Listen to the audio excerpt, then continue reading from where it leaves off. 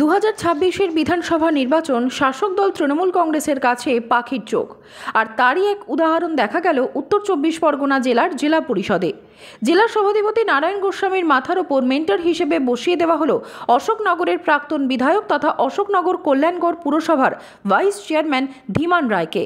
এদিকে এই দায়িত্ব পাওয়ার পরেই সোমবার বারাসাত স্টেশন সংলগ্ন জেলা পরিষদ ভবনে প্রবেশ করলেন মেন্টর ধীমান রায়। এদিন তিনি নিজের ঘরে প্রবেশ করার আগে সোজা চলে যান জেলা সভাধিপতি নারায়ণ গোস্বামীর কাছে। সেখানে তাকে ফুল দিয়ে বরণ করে নেন নারায়ণ গোস্বামী। সেখানেই সাংবাদিকদের মুখোমুখি হয়ে উত্তর 24 পরগনা জেলা পরিষদের নবনিযুক্ত মেন্টর ধীমান রায় জানান, পশ্চিমবঙ্গ সরকার এবং মাননীয় মুখ্যমন্ত্রী মমতা বন্দ্যোপাধ্যায় এবং আমাদের প্রিয় নেতা অভিষেক বন্দ্যোপাধ্যায় তারা এই দায়িত্বে আমাকে উত্তর 24 পরগনা মেন্টর হিসেবে পাঠিয়েছেন। আমার অত্যন্ত ভালো লাগছে এটা ভেবে যে এই অশোকনগর শুধু নয়, শুধু টোটাল উত্তর 24 পরগনা আমরা একটা পরিবার। এই পরিবারের সঙ্গে জেলা পরিষদের উন্নয়ন এবং জেলা পরিষদে আরো বেশি উন্নয়নের পথে এগিয়ে নিয়ে যাওয়া আলোচনার ভিত্তিতে এটা করতে হবে এবং আমরা সবাই মিলে সেই আলোচনার ভিত্তিতে এই কাজটা এগিয়ে নিয়ে যেতে পারবো বলে আমি বিশ্বাস করি। আমি এও বিশ্বাস করি যে আমরা যারা রয়েছি তারা প্রত্যেকেই একটা পরিবার। এই পরিবারের সদস্য হিসেবে আমি নতুন করে পশ্চিমবঙ্গ সরকার আমাকে এখানে অন্তর্ভুক্ত করলেন এবং আমি দায়িত্ব নিয়ে সততার সঙ্গে চেষ্টা করব এই কাজ সম্পন্ন করার। আমি বিশ্বাস করি পশ্চিমবঙ্গ সরকার যে মানবিক চিন্তাধারা যেটা তারা নেন পশ্চিমবঙ্গ ব্যাপী, সেই চিন্তাধারার একটা নতুন সংযোজন এই মেন্টরের যেটা আপনারা অনেকেই জিজ্ঞাসা করেন কি, তার বাংলাটা হচ্ছে আপনারা জানেন পরামর্শদাতা। এবং পরামর্শদাতা হিসেবে আমার যেটা সঠিক পরামর্শ দেওয়ার আমি নিশ্চিতভাবেই সেই পরামর্শ দেব এবং সেইভাবেই আমি চলবার চেষ্টা করব। আমার সঙ্গে মিছিল করা মেনলি মিছিলের কোনো প্রোগ্রাম আমার ছিল না, কিন্তু এটা তো জানাজানি হয়ে যায়, আপনাদের সংবাদপত্র মারফতে জানা গেছে যে আমি সোমবার দিন এটা আসছি। যদিও এডিএম কে আমি বলে গিয়েছিলাম এবং আমার সঙ্গে সেদিনও কয়েকজন লোক ছিলেন, তারাই মেনলি আমার উত্তর 24 পরগনা কোনো কোনো বন্ধু বান্ধব আমাকে জিজ্ঞাসা করেছেন, যারা এখন দায়িত্বে আছেন তারা আমাকে জিজ্ঞাসা করেছেন। মেনলি আমাদের বন্ধু পূর্ত দপ্তরে রয়েছে দীপক লাহিড়ী, তিনি আমাকে জিজ্ঞাসা করেছেন, দাদা তুমি কবে দায়িত্ব নিচ্ছ, কবে আসছো আমাদের এখানে। আমাদের এমপি পার্থ ভৌমিক আমাকে ফোন করেছেন যে দাদা তুমি কবে জয়েন করছো। আরো কয়েকজন আছেন, তারা আমাকে জিজ্ঞাসা করেছিলেন। তারপরেই আমি ডিএম এর কাছে আসি, এডিএম এর সঙ্গে কথা বলি। এডিএম সাহেব বলেন যে আপনি এই আগামী সোমবার দিন যদি জয়েন করতে পারেন তাহলে আসুন না সোমবার দিন। তাই আমি সোমবার দিন এটা জয়েন করলাম আজকে।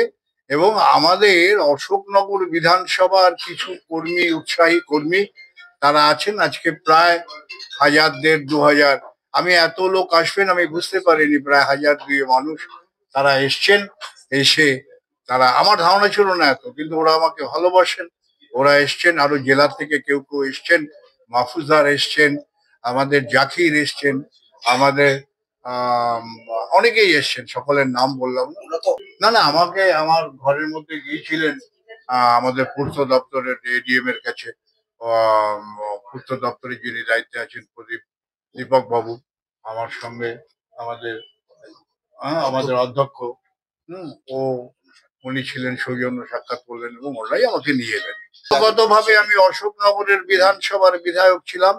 এর আগে দল যখন বিরোধী আসনে ছিলেন তখন বিভিন্ন পদ আমি দায়িত্ব নিয়ে করেছি, কিন্তু পরবর্তীকালে আমি অশোকনগর বিধানসভা কেন্দ্রেই আমি বেশি সময় দিয়েছি এবং নার্সিং করেছি, যার জন্য পরপর দুবার 2011 সাল এবং 2016 সাল পরপর দুবার আমি বিধানসভার বিধায়ক হই।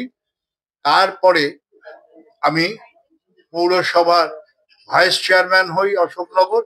অর্থাৎ আমি অশোকনগর নিয়ে দীর্ঘ প্রায় 37-38 বছর আমি অশোকনগরকে পাখির চোখ করে থাকি।